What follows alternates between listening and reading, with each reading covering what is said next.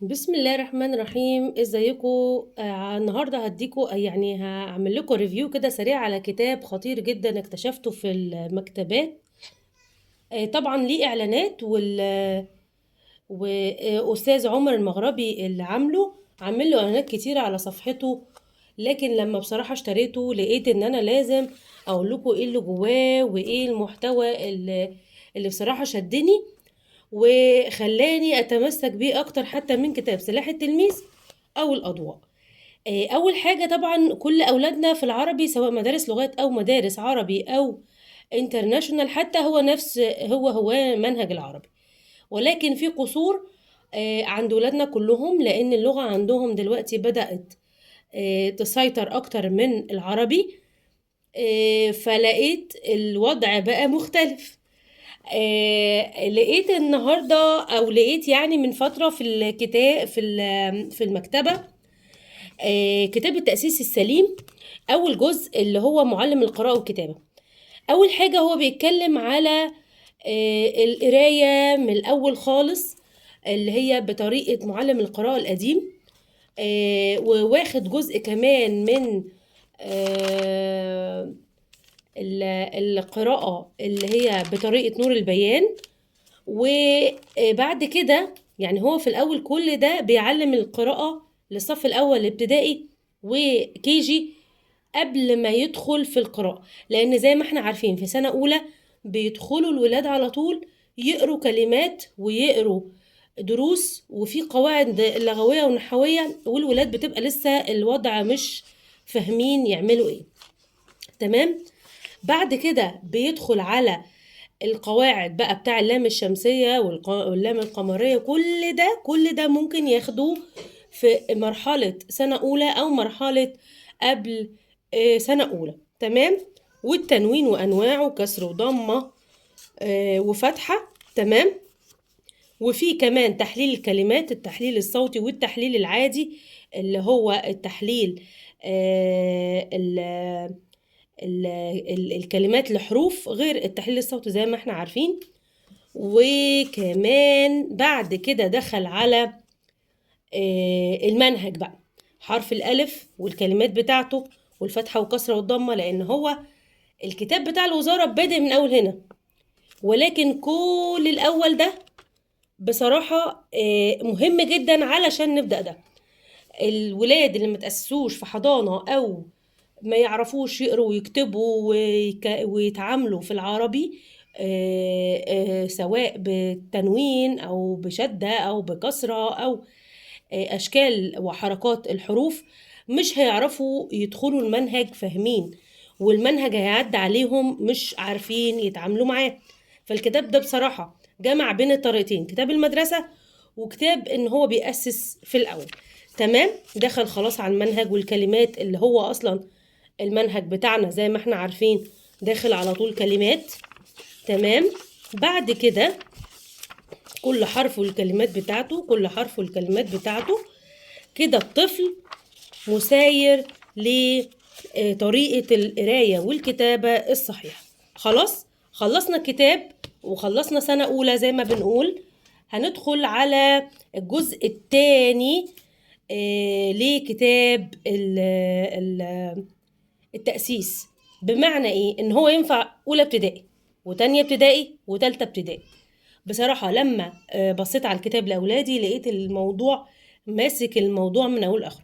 يعني اللي ما تأسسش وده رايح رابعة أو رايح تالتة أو رايح تانية أو رايح أولى وما تأسسش في حضانة أو في قراية وكتابة هيلاقي الوضع هنعيده من أول وجديد هنا شوية في هذا وهذه والقواعد والتركيب اللي معاهم وانا ونحن الضماير وهكذا حاجات اللي احنا بنحتاس فيها لما نيجي نحل معاهم الواجبات، والمدود بالالف والياء والواو وقطعة ويطلعوا منها ويستخرجوا، لان هم على طول بيبدأوا يستخرجوا الحاجات دي من سنة اولى. وطبعا بنلاقي مشاكل معانا. صديقنا ايس طبعا بيعدي يتفرج معايا. تمام. جايب المدود، جايب الضماير، جايب المذكر والمؤنث والشدة تاني عايد عليها. يعني ده ما يغنيش عن ده، او ده لو حد ضايع ولسه هيبدأ من اول وجديد، بدل ما ناخد له كتابين، طب خلاص هناخد الكتاب اللي هو الجزء التاني، يبدأ من اول اولى ابتدائي وتانية ابتدائي، وينفع تالتة ابتدائي، لانه فيه كل الاساليب والتراكيب اللي هيستخدمها الطفل، بشرط انه يبقى عارف يقرا. زي ما احنا شايفين اهو، الفعل الماضي والمضارع والامر والحاجات اللي بدأوا ياخدوها في سنة تانية وهيتطرقوا ليها كمان في سنة تالتة. الموضوع الكتاب عبارة عن زي شيت، كل شوية نديه لولادنا يحلوه. الموضوع سهل وبسيط، ضمائر المخاطب وأسماء الإشارة للقريب والبعيد، وهكذا زي ما احنا شايفين، أسماء الموصولة والفعل المضارع والفعل الأمر. يعني بصراحة الكتاب عبارة عن شيتات نحلها، ما فيهوش أي حاجة صعبة، ما فيهوش حاجات معقدة. بيدخل الولد على أي كتاب، سواء كتاب بقى خارجي تاني أو أي قطعة يقراها ويستخرج منها كل حاجة. الشرح كلمات على نفس الوزن، الشرح بتاع الدرس بيعرف سواء ولي الامر سواء هيشرحه او الولد يقراه، بيحس ان خلاص الموضوع سهل وبسيط، ما عادش فيه حاجه مكلكعه في العربي. العربي بقى عباره عن مش لوغاريتمات زي ما احنا بنشوفه وما بنشوف ولادنا ان هم بيعانوا علشان يحلوا العربي، او يحلوا او يبقى بالنسبه لهم ماده العربي بالنسبه لهم فيها حاجه صعبه. هنا نقل للجزء بتاع الصف الثالث الابتدائي وعامل كده زي فاصل. بادئ بقى بالتاء المفتوحة والتاء المربوطة والهاء وهكذا. معلش أنا مطولة شوية في الفيديو بس عشان أوريكم الحاجات اللي جوه الكتاب، والألف اللينة والمد وهكذا، بشرح عميق جدا جدا جدا، حروف الجر، وكمان حتى الجمل بسيطة، بحيث ان لو هو حتى بيبدأ يقرأ في الأول الطفل أو الطفلة، الموضوع بيبقى بالنسبة لهم سهل وبسيط. تمام. بيأكد تاني على اللام الشمسية والقمرية، الحاجات اللي الولاد ممكن برضو تبقى واقعة فيها، الجملة الفعلية والجملة الاسمية وأنواع الاسم.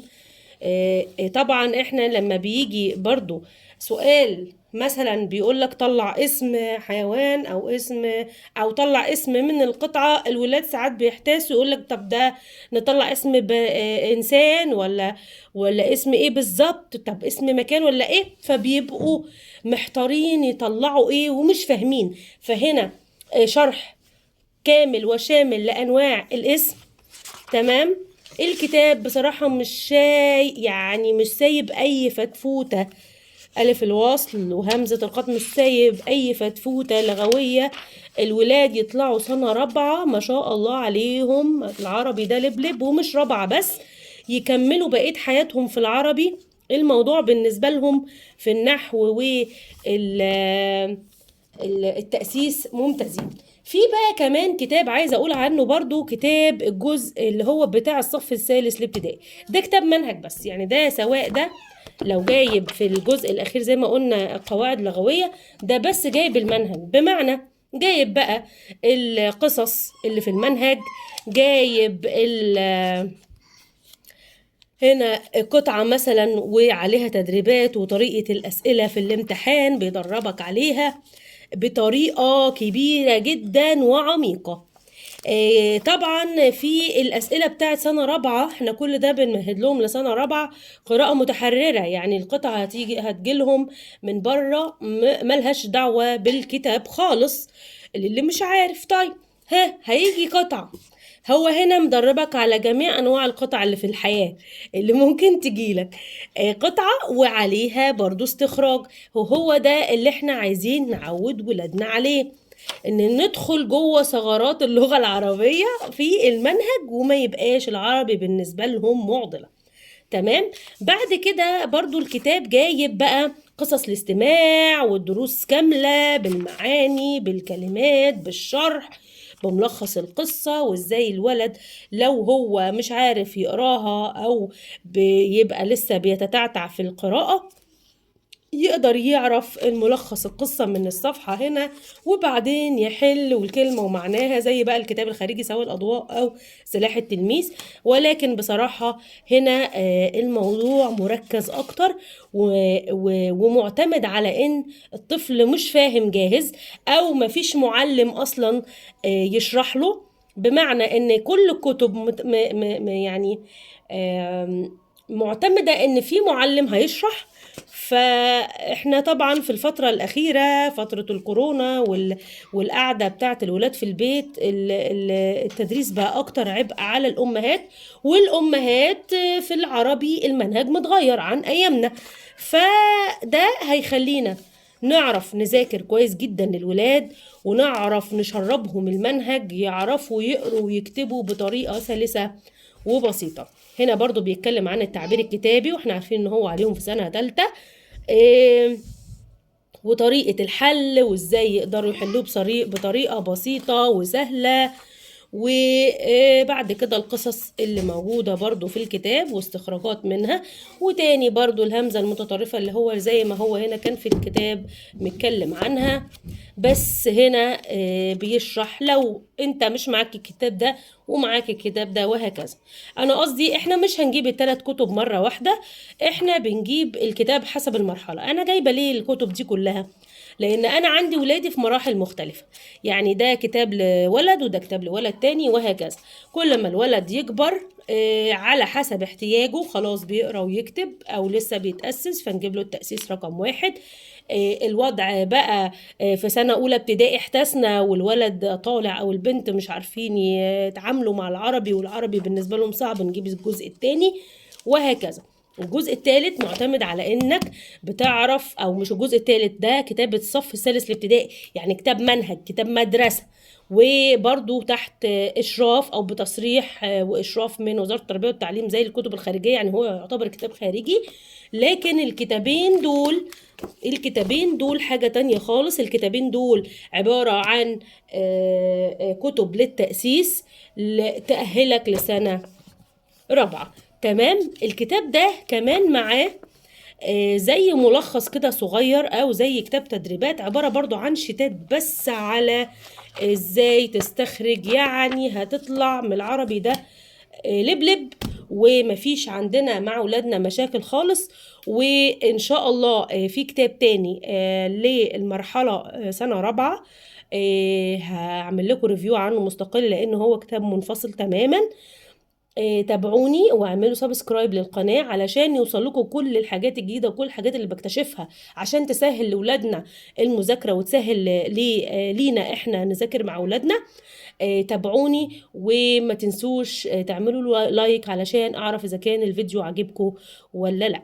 ميرسي جدا وباي باي، مع السلامة، بالتوفيق لكل ولادنا وحبايبنا.